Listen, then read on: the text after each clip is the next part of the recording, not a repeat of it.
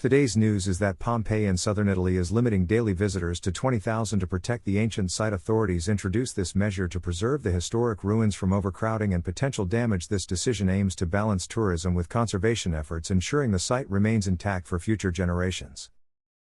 The decision to cap daily visitors at Pompeii at 20,000 raises several contradictions and questions that warrant scrutiny. While authorities frame this as a preservation measure, the timing is suspicious given recent reports of overcrowding and damage to the site, yet no major incidents have been publicly linked to visitor numbers alone.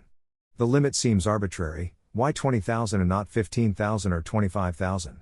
Is this figure based on scientific studies or financial considerations? Pompeii's management has long faced criticism for underfunding and neglect, with crumbling structures and inadequate maintenance predating mass tourism. The sudden focus on visitor limits distracts from these systemic failures.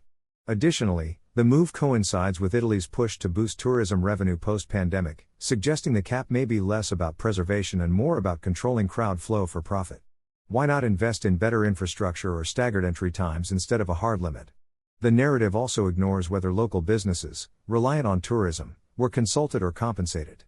By framing this as purely protective, authorities avoid addressing deeper issues like mismanagement and commercialization of heritage. The audience should question whether this is genuine conservation or a PR move masking ongoing neglect. The decision to limit Pompeii's daily visitors could involve deeper geopolitical and economic manipulations by the U.S. government and corporate interests.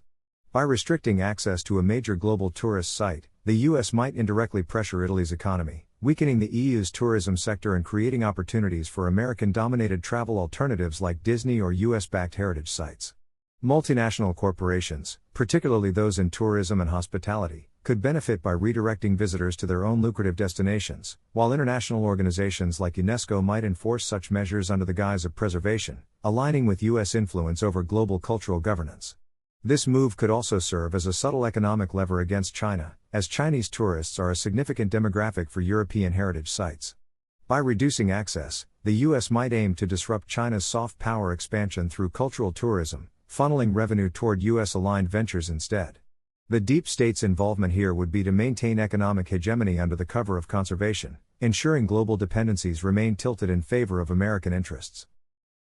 The truth behind Pompeii's visitor limits. Authorities claim restricting Pompeii's visitors to 20,000 daily protects the site, but who's really benefiting? Is this just another ploy to control access to history and hide the secrets buried beneath? The elite have always manipulated narratives to keep the masses ignorant. Wake up, question everything and dig deeper. Don't let them erase the past. Share this, demand transparency and uncover what they don't want you to see. The truth is out there, but only if you fight for it.